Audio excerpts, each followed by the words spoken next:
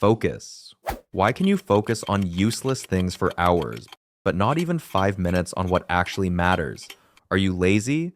Do you lack discipline? Is something wrong with you? No. The real problem is simpler, and it's worse. Your attention is leaking, and you don't notice it happening until you sit down to work, and suddenly, you can't focus at all. Let's see how those leaks actually work. Chapter 1. The Invisible Load. You don't start work with an empty mind. You start with leftovers, unfinished thoughts, unanswered messages, things you told yourself you'd deal with later. They don't disappear just because you ignore them. They stay in the background, quietly draining your mental energy. Like apps running on your phone that you forgot to close, each one feels small, almost harmless, but together they create a constant mental load. So when you finally sit down to focus, your brain isn't fresh. It's already busy. And that's the first problem. Your focus isn't gone. It's already occupied. Chapter 2. Open loops hijack focus. You don't lose focus because you're distracted. You lose focus because your brain is holding unfinished loops. Things you didn't finish. Things you didn't respond to. Things you told yourself you'd come back to. Your brain doesn't forget those things. It keeps them active, even when you're not aware of them.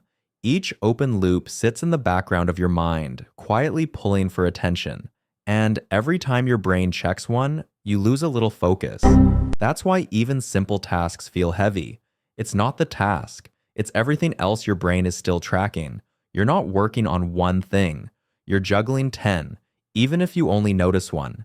And that's how open loops hijack focus. Chapter 3. Why forcing focus backfires. You don't lose focus because you're weak. You lose it because you're fighting your own brain. When focus feels hard, you do what everyone does. You push harder. You try to force attention back. But forcing focus creates pressure. And pressure makes your brain restless. Instead of settling into the task, your brain starts monitoring itself. Am I focused yet? Why is this still hard? Why can't I concentrate?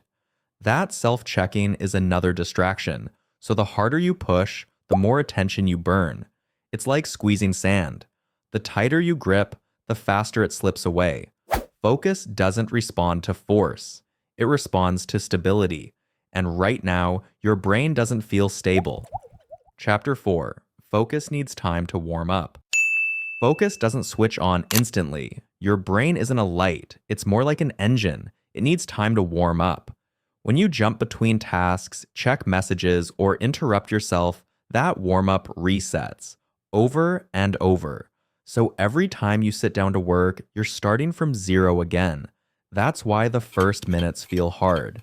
Not because you're failing, but because focus hasn't formed yet. Real concentration only appears after your brain stays with one thing long enough. No interruptions, no checking, no restarting. Focus isn't missing. It just hasn't had time to arrive. Chapter 5. Fix the leaks first. If focus keeps slipping, forcing it won't help. You don't need more discipline. You need fewer leaks. Before you try to focus, close the open loops. Finish small tasks. Write things down. Remove decisions from your head. Clear the background noise. When your brain isn't tracking 10 things at once, it naturally settles. Focus becomes easier. Not because you tried harder, but because there's space for it. Fix the leaks first and focus follows.